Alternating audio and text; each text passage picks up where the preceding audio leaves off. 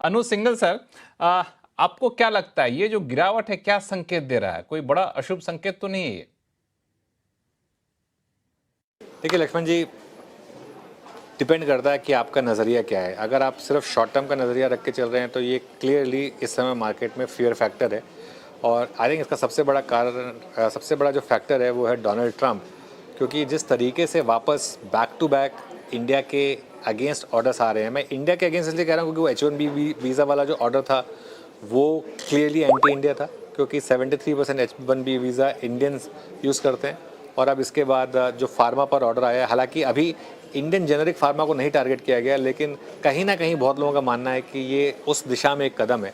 तो अब मार्केट को इस समय ना एक रिस्क लग रहा है कि ये शायद कहीं ना कहीं सिचुएशन वापस ख़राब हो रही है। जो बीच में 2 हफ्ते पहले एक बॉनहोमी बनी थी दोनों लीडर्स के बीच में, उसके बाद थोड़ी होप जगी थी, जो उसका थोड़ा कहीं ना कहीं नलीफाई हुई है वो होप्स। और जिस तरीके से एफ सेल कर रहे हैं तो मार्केट को कहीं ना कहीं एक फियर फैक्टर, कहीं ना कहीं एक पैनिक नज़र आ रहा है। वैसे मेरा ये मानना है कि इस समय बाज़ार में मौके हैं, और अगर आपका थोड़ा सा मीडियम टू लॉन्ग टर्म का व्यू है तो ये एक अपॉर्चुनिटी है। मार्केट देखिए करेक्ट हो चुकी है अच्छी खासी। पिछले 1 साल में मार्केट ने नेगेटिव रिटर्न दिए हैं 6% के, और इस बीच में अर्निंग्स भी ऊपर आई हैं। मार्केट के वैल्यूएशंस ठीक ठाक हैं। हाँ, एफआई ज़रूर सेल कर रहे हैं और वो लगातार शॉर्ट कर रहे हैं, तो वो रिस्क है मार्केट में। लेकिन डिपेंड करता है कि आपका नज़रिया क्या है। अगर आपका एकदम शॉर्ट टर्म का नज़रिया है तो मार्केट डेफिनेटली इस समय थोड़ा स्केरी लग रहा है। तो ट्रंप के पास जितने भी हथियार थे वो सारे तो चल पड़े हैं। एक फार्मा बचा था, एक आईटी बचा था। पहले आईटी पर उन्होंने गाज गिराया, फिर फार्मा पे गिराया। अब तो ट्रंप के तरकश में कोई तीर दिख नहीं रहा है। फिर भी ट्रंप का खौफ बना रहेगा क्या अनुज जी? नहीं देखिए लक्ष्मण जी, ऐसा नहीं है ना, क्योंकि अब वो जो गांडीव से तीर छूट चुके हैं वो जो हर्ट कर रहे हैं। अगर आपके 2 योद्धा घायल हो गए, अब वो कितने समय तक घायल रहेंगे और वो आपके लिए युद्ध कर पाएंगे या नहीं कर पाएंगे, इसके ऊपर बहुत कुछ डिपेंड करेगा ना।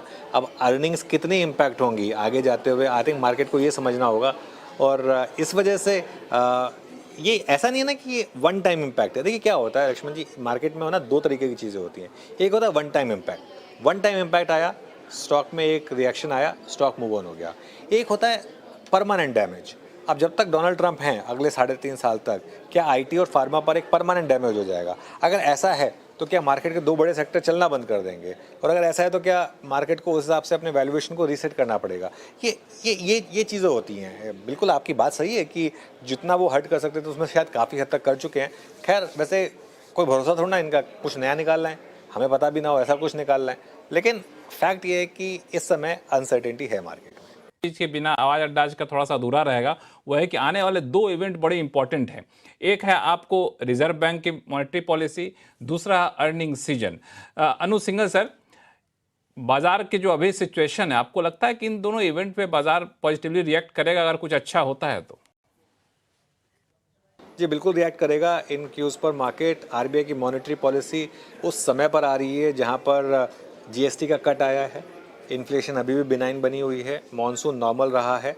पिछले मीटिंग में आरबीआई ने पॉज लिया था, तो एक एक्सपेक्टेशन रहेगी कि आरबीआई थोड़ा सा डविश साउंड करेगा इस बार, ये एक्सपेक्टेशन होगी। आरबीआई की दिक्कत ये है कि अब तक आरबीआई ऑलरेडी काफ़ी रेट कट कर चुकी है, जो शायद सिस्टम में ट्रांसमिशन इनका हुआ नहीं है। तो इन दैट सेंस उनकी स्टेटमेंट काफ़ी इंपॉर्टेंट होगी। लेकिन उससे ज़्यादा ज़रूरी अर्निंग सीज़न होगा लक्ष्मण जी।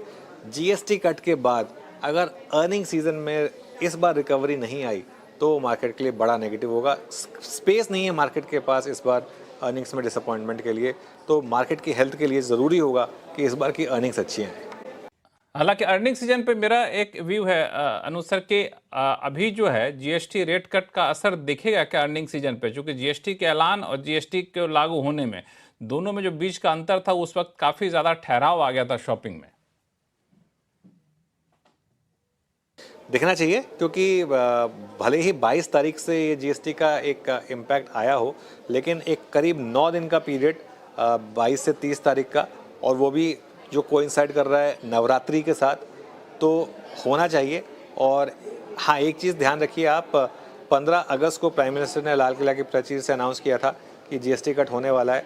तो 15 अगस्त से लेकर एक 22 सितंबर तक के बीच में कितनी बिक्री हर्ट हुई और उसमें से कितनी कॉम्पनसेट हुई 22 से 31 के 30 के बीच में, और उससे ज़्यादा इंपॉर्टेंट कंपनीज की कमेंट्री। अगर कंपनियों ने ये भी आगे कह दिया ना कि नहीं देखिए थोड़ी सी कम हमारी सेल्स हिट हुई थी बिकॉज जीएसटी कट का अनाउंसमेंट हो गया तो लोगों ने अपनी परचेजेस पोस्टपोन की थी, लेकिन जिस तरीके का ट्रेंड बन रहा है अगला क्वार्टर बहुत ही शानदार होगा। अगर कंपनीज ने ये भी आगे बोल दिया अगले क्वार्टर में दिवाली भी है तो मार्केट उसको फिर पॉजिटिवली लेगा।